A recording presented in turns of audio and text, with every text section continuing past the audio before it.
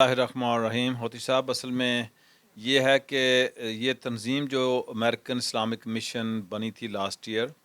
تو یہ بہت لیٹ بنی ہے، اس کو پہلے بننا چاہیے تھا۔ اور اس تنظیم کا پرپز یہ ہے کہ پورے اہل سنت والجماعت کے جو علماء ہیں پورے یو ایس اے میں، ان کو نئی نسل کے لیے کچھ کام کرنا چاہیے، چونکہ جو نئی نسل ہے وہ اردو کم بولتی ہے، انگلش زیادہ بولتی ہے، اور ان کے لیے بہت زیادہ پرابلم کریٹ کر رہے ہیں قادیانی اور وہابی فرقے کے لوگ۔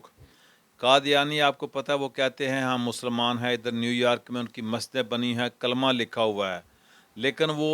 بچوں کو گمراہ یہ کرتے ہیں کہ ہم مسلمان ہیں، یہ نہیں بتاتے کہ وہ کہتے ہیں ہم آپ کے نبی محمد صلی اللہ علیہ وسلم کو مانتے ہیں، لیکن وہ آخری نبی نہیں مانتے۔ تو یہ بچوں کو تو یہ چیز وہ ہائڈ کرتے ہیں، چھپا کے رکھتے ہیں۔ تو ہمارے علماء کا کام ہے اس پہ درس دیں، لیکچر، اور ہمارے جو علماء اس دن نیو یارک بروکلین میں کونی آئلینڈ پہ اکٹھے ہوئے تھے،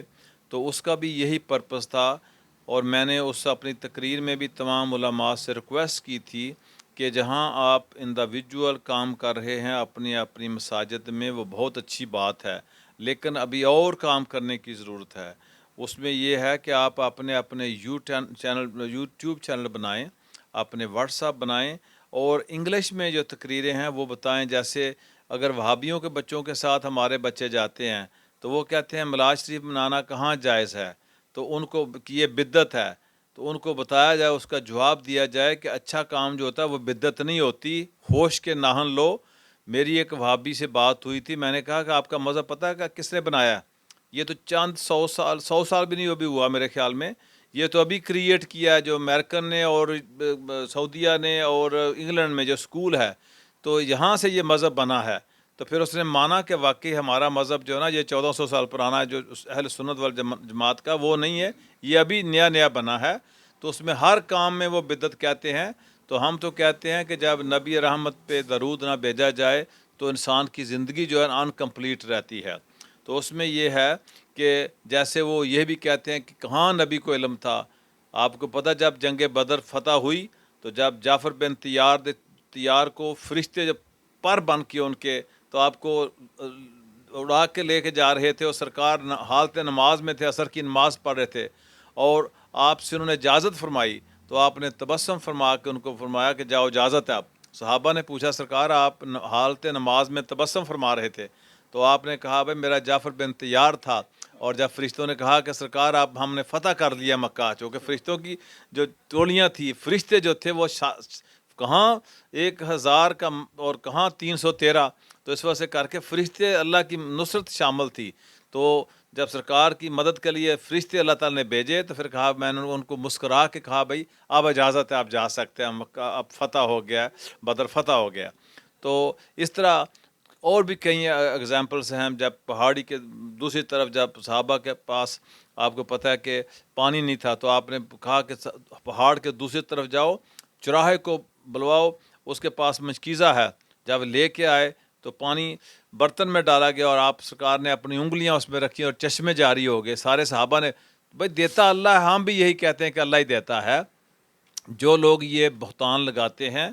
ان کے لیے علماء ہمارے جو ہیں پڑھے لکھے ہیں، ہم ان کے بہت احترام کرتے ہیں، اچھے پڑھے لکھے ہیں، لیکن اور کام کرنے کی ضرورت ہے۔ اور اس دن جو کٹ کیا گیا تمام ٹرائی اسٹیٹ کے علماء کا، کم ٹو دا پوائنٹ، اس کا بھی یہی پرپس تھا کہ اکٹھے ہو کے ہم بیسٹ طریقے سے اگر کوئی مسئلہ بنتا ہے اس کا جواب بیسٹ طریقے سے، وہ جو علماء کونسل ہے سنیوں کی، امریکن اسلامک مشن کا بھی مقصد ہے کہ سنیوں کی ایک کونسل بنے، تنظیم بنے، تو بیسٹ طریقے سے اپنے مذہب کا دفاع کر سکتے ہیں۔ جو لوگ، آپ کو پتہ ہے کہ انگلینڈ میں جو اسکول ہے تو وہ آپ کو پتہ چلتا ہی نہیں ہے، پہچان ہی نہیں سکتے کہ یہ مولوی اصلی ہے یا نقلی ہے، انہوں نے ایسے ٹرین کیے ہوئے ہیں، ایسی انہیں تربیت دی ہوئی ہے، تو اس سے پھر ہمارے علماء جو ہیں ان کا کام ہے دفاع کرنا۔ تو اس دن بھی یہ نیو یارک میں بہت اچھی ایک کانفرنس ہوئی، علامہ اقبال کمیونٹی سینٹر کے یہ سارے عہدیدار ہمارے بیٹھے ہیں، ان کے تعاون سے میں ان کا بھی شکر گزار ہوں، علماء کا بھی شکر گزار ہوں، جس میں بابر رحمانی جو جنرل سیکرٹری ہیں ایم کے، اور زرکانی صاحب جو پریزیڈنٹ ہے وہ بھی تشریف لائے۔ تو الحمدللہ ہم کوشش اس کو جاری رکھیں گے، کوشش کر رہے ہیں کہ تمام جو لوکل باڈی ہے علماء کی، ان سے ریکویسٹ کریں گے کہ سارے مل کے اس مشن کو جاری و ساری رکھیں۔ Thank you. شیطان الرجیم، بسم اللہ الرحمن الرحیم۔ سب سے پہلے میں آپ کا بے حد مشکور ہوں، مردان ٹی وی سے آپ تشریف لے کے آئے ہیں علامہ اقبال کمیونٹی کے دفتر میں، اور آج ہمارے درمیان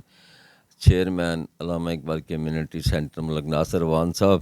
اور میرے بڑے بھائی چیئرمین فنرل کمیٹی علامہ اقبال کمیونٹی سینٹر بروکلین بھی تشریف فرما ہے۔ تو الحمدللہ ثم الحمدللہ کہ جو یہ صحرا جو علامہ اقبال کمیونٹی سینٹر کے چیئرمین اور عہدیداران کے سر آیا ہے اسلامک مشن کا، امریکن اسلامک مشن کا، تو میں کہتا ہوں کہ دیار غیر یہود و نصارہ کے درمیان یہ ایک بہت بڑی بات ہے، بہت بڑی بات ہے کہ جہاں پر دین کے متعلق سوچنا بھی لوگ جو ہے نا وہ ان کے پاس وقت نہیں ہے، مگر کچھ لوگ عملی طور پر ایسے کام کر رہے ہیں جس سے دین کا تحفظ ہو،